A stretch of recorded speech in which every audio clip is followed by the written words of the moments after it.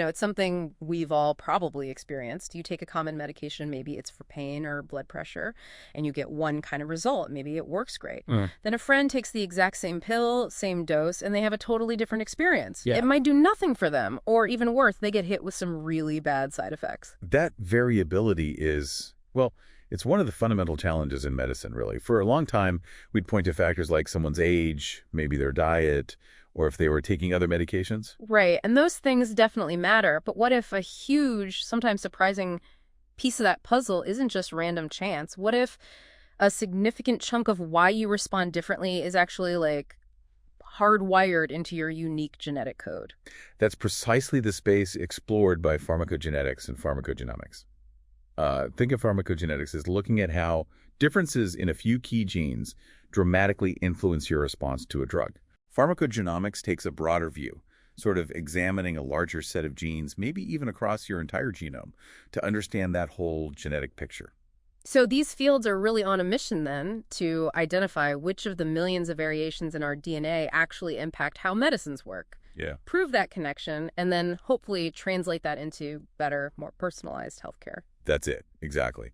And in this deep dive, we're using the material you've shared to unpack the core ideas, the science behind it, and what it could mean for how drugs are used in the real world. Let's think of it like exploring the genetic instructions that help guide your individual drug journey. Okay, let's jump in. So the core problem we're tackling is that wide spectrum of drug response variability you mentioned earlier. You see everything from the perfect outcome to a drug having zero effect to, well, severe or even life-threatening side effects. And sure, things like forgetting to take your pills or mix-ups in the pharmacy or drug interactions are definitely contributors. Oh, absolutely. But genetics turns out to be a surprisingly major player.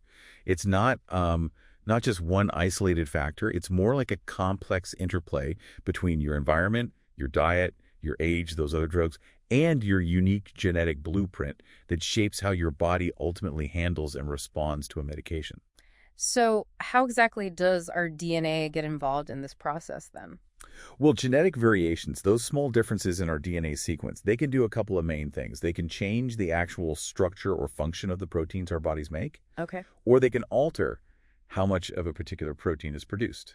And these proteins are the real workhorses when it comes to drugs. Absolutely. Yeah. We're talking about things like drug metabolizing enzymes, those biological machines that break down drugs, Right. drug transporters, which are kind of like gates controlling how drugs move in and out of cells. Uh-huh. And then there are the molecular targets. The drug is actually trying to hit the specific receptors or enzymes it's designed to interact with.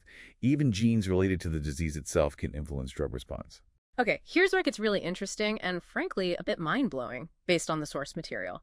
They point to studies, like twin studies, suggesting that drug metabolism, how quickly your body processes and gets rid of a drug, is incredibly heritable. Yeah. We're talking up to 75% of the variability in how fast a drug leaves your system can be inherited. That number is striking, isn't it? It really underscores that genetics isn't just some minor factor. It's fundamental to how our bodies handle medications. Wow. Now, while some drug traits might seem relatively simple, maybe leading to clear categories like poor, intermediate, or rapid metabolizers. Right, you hear those terms. Exactly.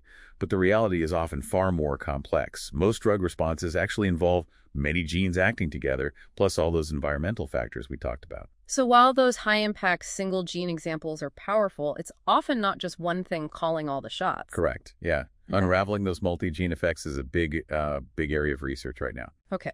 So to really grasp this, we probably need to look at the fundamental types of genetic variation that exist. What are the actual building blocks of these differences in our DNA? Well, the most common type is the single nucleotide polymorphism, or SNP. You'll hear that a lot. SNP, okay. It's simply a change in a single base pair, one letter in the DNA sequence. SNPs can be in parts of the gene that code for protein, or they can be in non-coding regions that, control gene activity. And even if they're in the coding part, they don't always change the protein, is that right? Right. A non-synonymous SNP changes the amino acid, which can alter the protein's shape or function. But a synonymous SNP, surprisingly, doesn't change the amino acid sequence at all. Because multiple codes mean the same thing. Exactly. Multiple DNA codons can specify the same amino acid. But the source points out a synonymous SNP can still matter. That feels kind of counterintuitive. It really is. Yeah. Take the example of the ADCB1 gene, which codes for a drug transporter. The C3435T SNP is synonymous, meaning it doesn't alter the protein sequence. Yet, evidence suggests it affects the speed at which the cell builds the protein, potentially changing how it folds or gets inserted into the cell membrane, and so impacting its function as a transporter. So yeah, even a silent change can have a real functional effect. Okay, so tiny single-base changes can have subtle or big effects. What else is there? We have insertions and deletions, or you'll hear them called indels. Indels. Got it. These are small pieces of DNA added or removed. If they happen in coding regions, they can disrupt the entire reading frame, basically creating a non-functional protein, or they can impact regulatory regions. Like that UGT1A1 example with repeats. Yes, that's a classic one. In the regulatory region, the promoter of the UGT1A1 gene, there's a sequence of TA repeats. The number of repeats can vary, usually 6 or 7. And that matters. It does. More repeats mean less of the UGT1A1 enzyme is produced. And that enzyme is crucial for breaking down certain drugs and other molecules like bilirubin. It's like having a genetic dimmer switch on the enzyme's production line. And then there are much larger changes, too, bigger chunks. Right. Copy number variations, or CNVs. These are larger deletions or duplications of entire genes or whole segments of DNA. Yeah. They can have really dramatic effects. For example? A well-known example is the CYP2D6 gene. Some people have multiple copies of this gene. Oh, wow. Making them ultra-rapid metabolizers with exceptionally high enzyme activity. Conversely, a large deletion in the GSTM1 gene can result in a complete lack of that protein altogether. Just gone. You stressed the importance of non-coding DNA earlier. Why is that so critical? It's not making protein, right? Right, but the instructions for when and how much protein to make are mostly in those non-coding regions, the promoters, enhancers, introns, things like that. Polymorphisms, variations in these areas can profoundly impact gene expression and how the RNA message gets processed. Like the CYP3A5 example you mentioned. Yes. A common SNP in an intron that's a non-coding section within the gene creates a faulty signal for the cell's splicing machinery. Splicing, that's like editing the message. Exactly. Think of it like editing film. The cell cuts out the non-coding introns and stitches the coding exons together to make the final mRNA message. This particular SNP creates a bad cut site, leading to a shortened, non-functional protein. So less active enzyme. Much lower active CYP3A5 enzyme, yes. And what's really interesting here is that the frequency of this specific intronic variant varies quite significantly between different populations. Oh, okay. Which contributes to differing drug metabolism profiles across ancestries. So it's not just about individual changes sometimes, but how these variations kind of hang together. Exactly. That brings us nicely to haplotypes. A haplotype is the specific combination of variants found together on a single chromosome for a given stretch of DNA. A pattern of variants. Yes. And sometimes the combined effect of all the variants in a haplotype is more important for function than any single variant on its own. It's the whole constellation that matters. And linkage disequilibrium. That sounds complicated. It just describes how variants that are physically close together on a chromosome tend to be inherited as a block. Yeah. More often than you'd expect just by chance. Because they're linked. They're linked, yeah. This pattern varies between populations, and it's been a really powerful tool in genetic studies, allowing researchers to sort of narrow down regions associated with a trait or a drug response. That leads us directly to ancestral diversity. The source material points out pretty clearly that genetic variations aren't spread evenly across human populations around the world. That's a really critical point. Some variants are found pretty much everywhere, suggesting they arose early in human history. Others are much more common in specific populations, maybe due to migration patterns or, other evolutionary forces. And this matters for the drugs. Absolutely. This uneven distribution means that findings about genetic influences on drug response in one population can't always be directly applied to another. The underlying variant frequencies might just be different. Right. The source specifically notes, for instance, that individuals of African ancestry tend to have a greater number of population-specific variations compared to some other groups studied. Which highlights why considering someone's ancestry, genetically speaking, can be important in predicting how they might respond to a drug. Precisely. It's a key factor in both designing the research and interpreting the results clinically. Okay, we've covered the types of genetic variations and why they matter.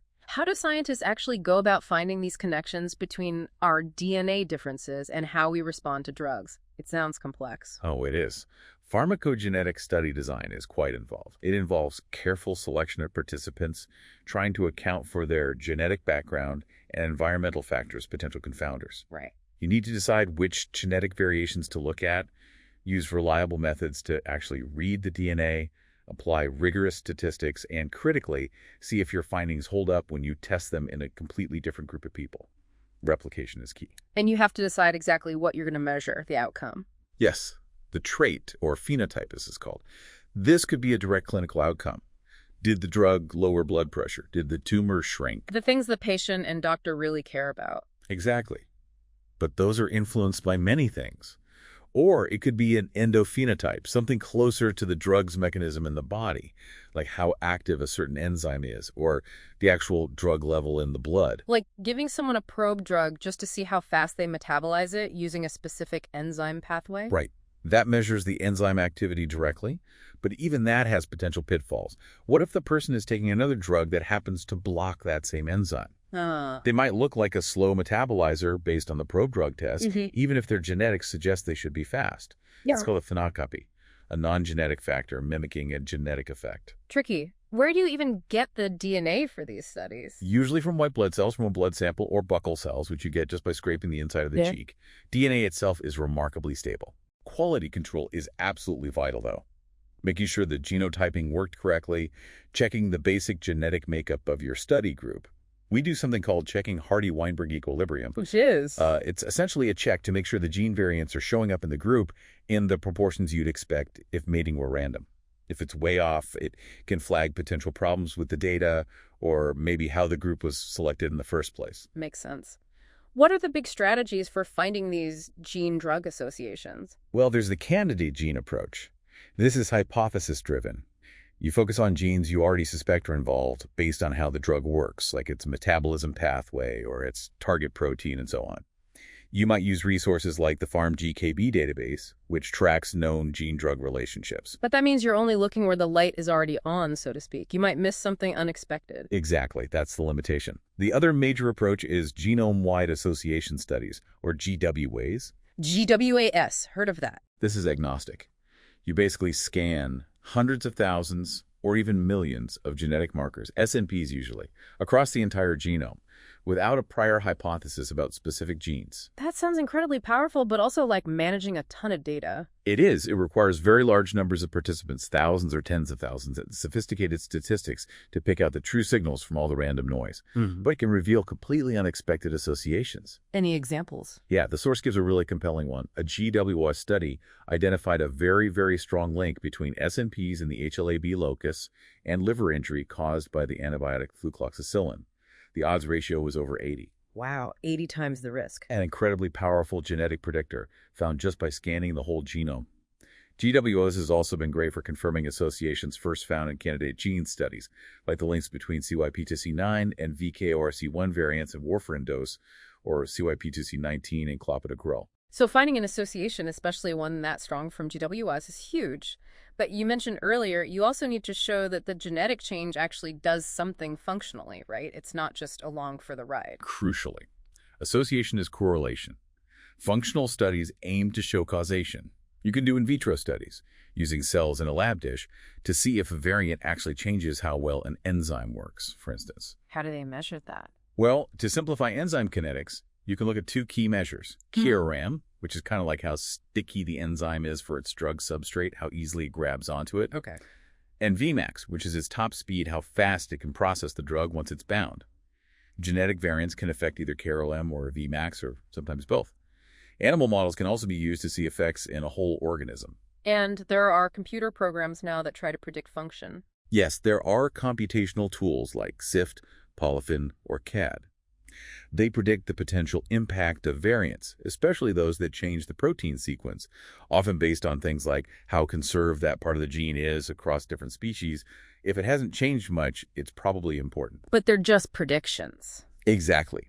As the source emphasizes, they're helpful, but they don't replace actually doing the experiment in the lab or in a model system to prove it. It really seems like the most robust findings come from combining different types of evidence then. Absolutely. Integrating genetic data, say from GWS, with information about mRNA levels, that's transcriptomics, or protein levels, or combining it with cellular or animal studies provides a much stronger, more convincing case. I like that ion channel example. Right. The source describes the example of an ion channel variant, KCNE1D85N, linked to arrhythmia risk.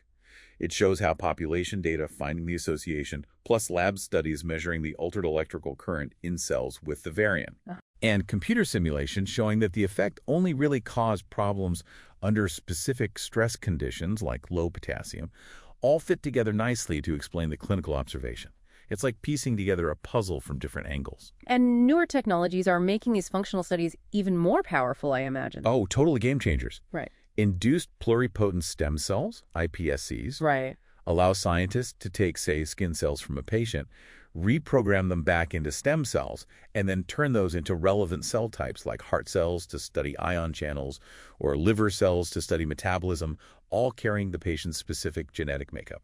Wow, personalized cells. Exactly. And CRISPR-Cas9 genome editing allows researchers to precisely alter the DNA in cells or model organisms to directly test the effect of introducing or correcting a specific variant. It's incredibly precise. Okay, so we have the variants, the study methods. Let's get practical. Where do these genetic differences actually manifest in terms of drug response for a patient? Well, we can broadly categorize the impact into three main areas. First, how your body handles the drug, its disposition or pharmacokinetics. Okay. Second, how the drug interacts with its intended target molecule in your body. Right. And third, how the genetic variation affects your overall biological context or risk profile, which then interacts with the drug. Let's start with disposition then, how your body processes the drug, the pharmacokinetics. That seems like a big one. It is a major area of impact. Genetic variations in enzymes that metabolize drugs or transporters that move them around affect the drug concentration levels in your body. How much drug actually gets to where it needs to go, or how quickly it's eliminated. This is especially critical for drugs with a narrow therapeutic window. Where the difference between effective and toxic is small. Exactly. Slightly too much or too little can cause significant problems. Like warfarin and CYP2C9. That comes up a lot. It's a classic example, yes. Warfarin is metabolized mainly by the CYP2C9 enzyme. Variants that reduce CYP2C9 activity mean warfarin isn't cleared as quickly. So it builds up. It builds up, leading to higher drug levels. This means those people need a lower dose, and they're at a much higher risk of dangerous bleeding if they get the standard dose. And CYP2C19 affects a couple of really common drugs too, right? Yes, clopidogrel Plavix and omeprazole Prilosec. Clopidogrel is a prodrug. Meaning it needs to be activated. Right, it's inactive until your body's enzymes, mainly CYP2C19, convert it to the active form that stops platelets from clumping. So if you have loss of function variants in CYP2C19, you produce less of the active antiplatelet drug. Which means it doesn't work as well. Doesn't work as well. You get decreased platelet inhibition and a higher risk of blood clots, which is particularly dangerous after a procedure like getting a heart stent put in. Depending on their genotype, whether they have one or two non-functional copies, people might need a higher dose or maybe a different antiplatelet medication altogether. But with omeprazole, it's the opposite effect. That's confusing. It is, but it makes sense when you think about it. Omeprazole, the common heartburn medication, is inactivated by CYP2C19. So if you're a poor metabolizer with less active CYP2C19... It sticks around longer. Exactly. Omeprazole sticks around longer at higher levels. For something like ulcer healing, this can actually lead to better cure rates in poor metabolizers. Yeah. It really highlights how the same enzyme variant can have opposite clinical consequences depending on whether the drug is activated or inactivated by it. Fascinating. And codeine with CYP2D6, that's another big one. Codeine's another prodrug example. It needs to be converted to morphine by the CYP2D6 enzyme to actually provide pain relief. So if your CYP2D6 is slow... If you're a poor metabolizer due to inactive CYP2D6 variants, you won't get much, if any, pain relief from codeine. It just won't work for you. Okay. On the other hand, if you're an ultra-rapid metabolizer because you have extra copies of the CYP2D6 gene... You make too much morphine too fast. Precisely. You convert codeine to morphine very quickly, potentially leading to dangerously high morphine levels, even respiratory depression. This has led to serious warnings, especially about using codeine in children after certain surgeries. Tamoxifen, a common breast cancer drug, also relies on CYP2D6 for its activation into its most potent form. And CYP2D6 handles a lot of drugs. A huge number. It's estimated to metabolize something like 20–25% of commonly prescribed medications. So variations here have broad implications. So variations in enzymes that handle prodrugs are a really big deal for both efficacy and safety. Absolutely, they cut both ways. Another key example is UGT1A1 and the chemotherapy drug irinotecan. Remember that UGT1A1 promoter repeat variant we talked about? Yeah, the dimmer switch. Right. The variant with more repeats leads to less enzyme being made. This results in higher levels of a toxic metabolite of irinotecan, significantly increasing the risk of severe side effects like neutropenia, dangerously low white blood cell counts. And transporters also play a role here in disposition, like ABCB1 or SLC01B1. Yes, definitely. Variations in genes coding for transporter proteins affect how drugs are moved into or out of cells or across barriers like the gut lining or the blood-brain barrier.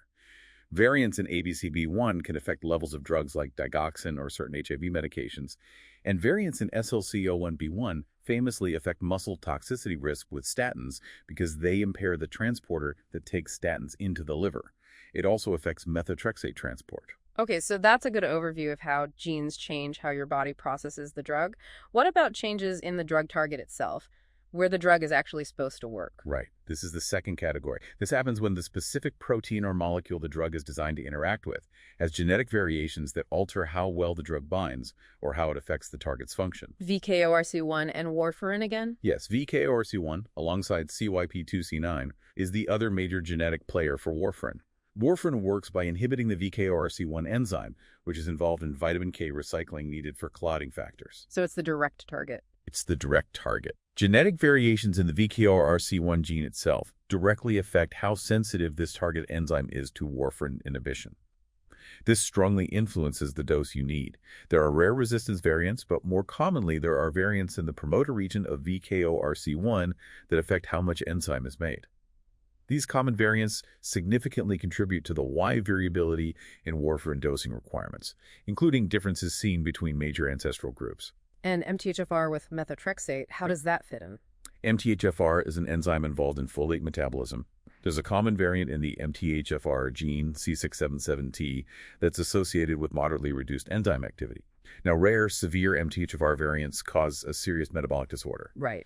But this common variant, while having a milder effect, has been linked to increased gastrointestinal toxicity when people take methotrexate, a drug used for conditions like rheumatoid arthritis or psoriasis, which also interferes with folate pathways. So it's not the direct target, but related to the pathway. Exactly. It's an example of how a common variant with a relatively mild effect on enzyme activity can still influence drug tolerance, perhaps by subtly altering the cellular environment the drug is working in. TYMS sounds particularly interesting because it affects both the body's reaction to the drug and the disease's susceptibility. It is fascinating. TYMS, thymidine synthase, is a direct target for some important anti-cancer drugs like fluorosil, 5-FU, and methotrexate. An insertion deletion in similar polymorphism in the enhancer region of the TYMS gene affects how much of this enzyme is produced. Okay. This influences both the host's risk of toxicity from these drugs, because normal cells need TYMS too, and how sensitive the tumor cells themselves are to the medication, because the tumor also relies on TYMS to grow. So the same genetic variant in the patient can play a role in both their side effects and how well the treatment might work on their cancer. Yes, exactly. It makes the picture more complex, often involving both the patient's inherited genetics, germline, and the tumor's acquired genetics, somatic. Other examples of target variation include variants in serotonin receptors influencing antidepressant response, or beta-adrenergic receptors affecting how people respond to medications for blood pressure or asthma. Okay, that makes sense. Now, that third category you mentioned was modifiers of the biologic milieu. What does that mean in simpler terms? Think of it this way. Some genetic variants affect your underlying risk or susceptibility for a specific condition or event, maybe making you slightly more prone to blood clots or a heart rhythm issue. Then taking a drug either amplifies that baseline risk or interacts with it somehow. So the gene isn't the drug target or involved in metabolism? Not directly, no. For example, certain genetic variants in genes like factor V Leiden or prothrombin can increase a person's baseline risk of developing blood clots. Right, inherited clotting risk. Yes. Now, if someone with one of these variants then takes a drug known to increase clotting risk itself, like certain hormone therapies or the chemotherapy drug asparaginase, their overall risk is compounded. The drug and the gene variant interact to raise the risk higher than either one alone. So the drug isn't directly acting on factor V or prothrombin, but those genes influence the background state of the body, making it more vulnerable to the drug's effect. Precisely. Another important example is arrhythmia risk. Variants in various ion channel genes can subtly affect the heart's electrical activity, maybe leading to a slightly prolonged QT interval that's a measure you see on an EKG. Okay. Now, even if the drug you take isn't targeting that specific ion channel, if it's a drug known to have the side effect of prolonging the QT interval, and many drugs do, some antibiotics, antihistamines, and antiarrhythmics, The risk adds up. the risk adds up significantly. Someone with a baseline genetic predisposition is at much higher risk for developing a dangerous heart rhythm like torsades de pointe when exposed to that drug. Cancer feels like a unique situation in this whole context. It absolutely is, because cancer is fundamentally a genetic disease. But the crucial genetic changes often occur within the tumor cells themselves. During a person's lifetime, they're somatic mutations, not usually inherited germline variants. So you test the tumor's genes. Exactly. Sequencing the tumor's DNA helps doctors choose targeted therapies. For example, finding certain mutations in the EGFR gene in lung cancer predicts a much better response to drugs like gefitinib or erlotinib. Breast cancers with high levels of HER2 protein expression, often due to gene amplification, are targeted with drugs like trastuzumab, Herceptin. Finding a BRAF V600E mutation in melanoma points towards using drugs like vemurafenib. But even when you're targeting the tumor, the patient's inherited genetics can still matter for side effects, right? That's a key point from the source material, yes. Right. While the HER2 status of the tumor helps predict if trastuzumab will provide benefit, the patient's own inherited genetic makeup can still influence their risk of side effects from the drug, like cardiac toxicity. And as we saw with the TYMS example, sometimes a single variant can influence both the host's tolerance to the drug toxicity and the tumor's response efficacy. It's often a multi-layered genetic picture in cancer treatment. Beyond just understanding drug response, it seems like understanding these genetic links to diseases or traits could also open doors to finding entirely new drugs in the first place. Absolutely. Genomics is proving to be a really powerful compass for drug discovery. By identifying the genes involved in causing a disease, or even just influencing a specific biological trait like cholesterol levels, you can pinpoint the proteins or pathways those genes encode. These proteins then become potential targets for designing new medications. The source gives a great historical example with that rare cholesterol condition. Yes, familial hypercholesterolemia. Studying that relatively rare inherited condition of very, very high cholesterol led scientists to identify HMG-CoA reductase as a key enzyme in cholesterol synthesis. And that led to statins. Exactly. That enzyme became the target for statins, now one of the most widely prescribed drug classes globally. It's a perfect example. More recently, large-scale genetic studies identified variants in a gene called PCSK9. PCSK9, okay. They found both rare variants that caused very high LDL cholesterol, a gain of function, and other rare variants that actually protected people against heart disease by causing unusually low LDL cholesterol, a loss of function. So seeing both sides. Seeing both sides, what happens when it's too active versus not active enough, directly pointed to PCSK9 as a great drug target. This led very quickly to the development of PCSK9 inhibitor drugs. The new injectables. Right, the newer class of highly effective cholesterol-lowering medications like elercumab and evolocumab.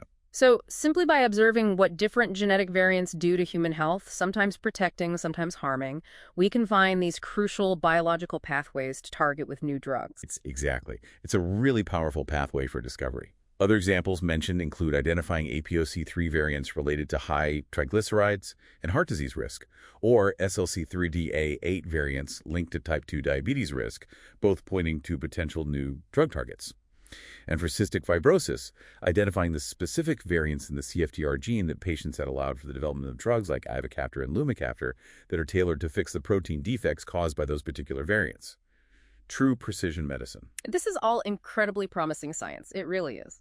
But the big question is, how do we actually take this complex genetic information and use it effectively in the doctor's office? How do we bring it into everyday clinical practice? That's the major hurdle right now, the translation piece. Moving from discovery into practical, actionable clinical care. Great. The source discusses two main approaches being explored. Okay. One is point-of-care testing. This is where you might run a genetic test for a specific gene or maybe a couple of genes right when you're about to prescribe a particular drug. Testing just before prescribing.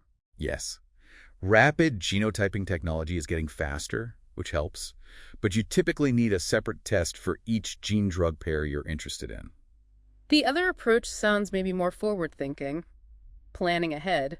That's the idea behind preemptive EMR integration. The concept is to genotype a patient for a whole panel of clinically relevant pharmacogenetic genes, maybe dozens, before they ever need a specific medication. So you have the info ready. You have the info ready. That genetic profile is then stored securely in their electronic medical record, EMR. Later, when a doctor goes to prescribe a drug known to be affected by one of those genes, The system flags it. right, the EMR system can automatically trigger an alert or provide specific dosing recommendations or maybe suggest alternative drug choices, all based on the patient's known genotype that's already in the system. There are pilot programs testing this approach in various health systems right now. That sounds potentially very powerful. What are the main things standing in the way of making this kind of thing standard practice everywhere? Well, there are several critical factors that need to line up. First, the evidence linking a specific genotype to a specific drug response, good or bad, must be really robust and convincing. Solid science. Solid science. And the clinical outcome you're trying to influence, whether it's preventing a serious side effect or making sure the drug actually works, has to be important enough to justify the testing and any change in action. Makes sense. Second, the genetic test result needs to come with clear, actionable advice that a busy healthcare provider can easily understand and use. Change the dose by this much, pick this alternative drug, monitor closely for this specific side effect. It can't be ambiguous. And is the evidence always that clear-cut? Is it strong enough yet for lots of drugs? Not always, and that's a challenge. The strongest evidence, the gold standard, comes from randomized clinical trials, RCTs, that directly compare genotype-guided treatment to the standard approach. Any big successes there? A real success story highlighted in the material is screening for the HLA-B5701 variant before prescribing the HIV drug abacavir. An RCT showed definitively that this preemptive screening completely eliminates the risk of a potentially fatal hypersensitivity reaction. It's standard practice now. Wow, eliminates the risk. Okay, what about warfarin? That was one of the first big drugs where genetic testing seemed really promising for guiding the dose. How did that pan out? Yeah, early hope was very high for warfarin genotyping. However, RCTs looking specifically at whether genotype-guided warfarin dosing leads to better outcomes, like less major bleeding or faster time to stable dose compared to careful non-genetic management. Well, they've had kind of mixed results. It hasn't consistently shown a huge benefit over standard care in those trials, particularly in the initial dosing phase. However, it's important to note that real-world studies using large EMR data sets still consistently show that people with certain CYP2C9 or VKRC1 variants are at higher risk of bleeding events when taking warfarin. So the genetics still matter, but proving it helps in an RCT setting is hard. It's a complex picture, and conducting large RCTs for genetic variants that are rare or maybe have only a moderate effect size is also very difficult, expensive, or sometimes just not feasible. This is where resources like the Clinical Pharmacogenetics Implementation Consortium, or CPIC, become really vital. CPIC? Yes, CPIC. They're an international group that evaluates all the available evidence. RCTs, observational studies, functional data for gene-drug pairs, and develops practical, evidence-based clinical guidelines for how to use genetic information, grading the strength of that evidence. So it's really a process of building the evidence base piece by piece for each specific gene-drug interaction, Right. and then figuring out how to best integrate that knowledge into busy clinical workflows so doctors and pharmacists can actually use it. Exactly. It takes rigorous science, clear communication of what to do with the information, and practical implementation footage to make it work in the real world. Wow.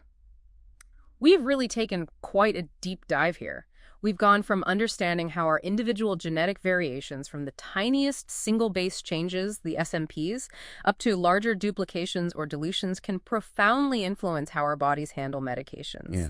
We've explored the sophisticated ways scientists identify and study these connections, using everything from targeted candidate gene studies to these massive genome-wide scans, GWS, and all those cutting-edge functional experiments in labs. And we've seen how these genetic fingerprints impact pretty much everything from how quickly a drug is metabolized to how effectively it hits its target, even influencing our underlying risk factors that a drug might interact with. Yeah, it covers a lot of ground. We even touched on how genomics, just studying our genes, can point the way to discovering entirely new therapies, which is amazing. It powerfully illustrates why different people can have such different outcomes with the exact same medication. And it really offers a concrete path toward moving healthcare closer to choosing the right drug at the right dose, specifically tailored for you. It really feels like we're standing at the edge of a new era in medicine, doesn't it?